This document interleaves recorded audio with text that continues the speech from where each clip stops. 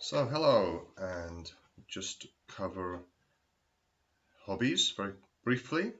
So camping, tent. To put up a tent, we say pitch a tent.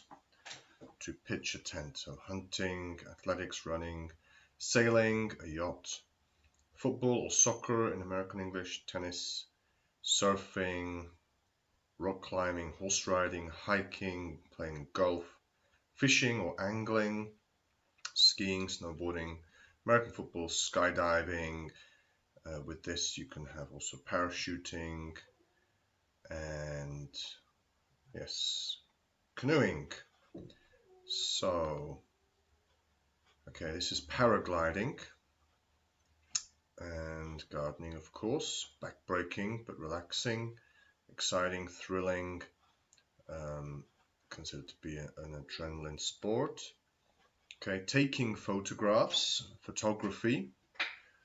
Okay, watch the stress on the word photography, not photographer, but photographer.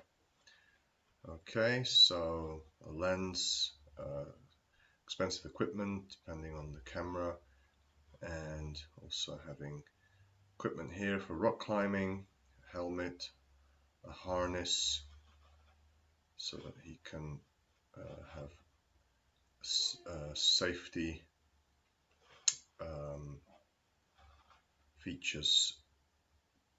Okay, now let's go to the next one. So we can, collecting things, we talked about that, and hobbies, the most popular hobbies. This is a list from the internet, so I'm not sure how reliable it is, but I think we can pretty much trust that maybe those will be most popular. And hobbies that make you more intelligent, definitely for us, learning a new language, so keep it up. And what new hobbies would you like to try?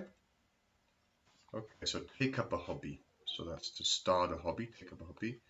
If you start something, it might spark an interest in you, and then you might take it up and um, do the hobby as a habit. So knitting, needle stitches. A beanie is the hat, the woolly hat. Pottery, clay, ceramics. This ceramics china set, like little cups and saucers. And I think we all mentioned that. Okay, now we'll go on to traveling. We started that, and okay, so we can compare these pictures. This is a square, a famous square. And do you know this square? Tiananmen Square. It's infamous, I should say. Something happened there, I think, in the 90s, if I'm correct. The massacre of the student revolt. And this is also a famous place. This is all in one city, actually. Beijing, or sometimes called Peking in China. So, what's the longest trip you've ever been on? Think about that, and we can talk through the different modes of transport getting there. Lots of vocabulary to go through. What holiday destinations did you visit last summer? I think we've talked about that, but we can go over it again.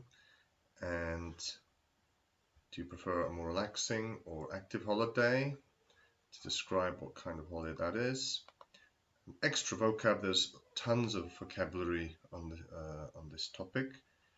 So a voyage or trip or excursion, stopover, journey, the list goes on and on, travel.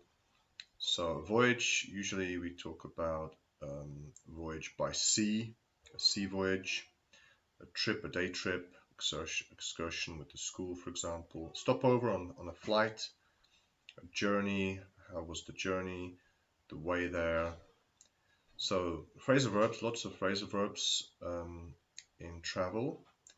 So getting on and off something, compared to get out of or get into. So this is quite easy because all public forms of transport, where you say get on the bus, train, plane, and get out of is with the car, but that also includes a taxi. Get out of the car, get into the car, or into the taxi. By sea, it's also, we could have just a topic talking about the sea. Travel by sea, ferry, liner, like a cruise ship, boat, yacht, sailing, and in a ferry there are the decks, the floors, we call them decks, and many words we could even talk about. By air, traveling by plane, airport vocabulary, departure lounge, arrivals, so cabin hold, luggage, overhead lockers, the trays you have in front of you when you sit down. So by rail, wagon, buffet, car, from the French, we don't know how to pronounce the ET, buffet, chalet, many kind of French words we have in English. Coupe, that's also French, and platform we know. So I'm sure we'll think of many words, and we can go into detail in our next lesson. So think about what you want to ask, and also we'll have time to go through some Christmas vocab as well. Okay.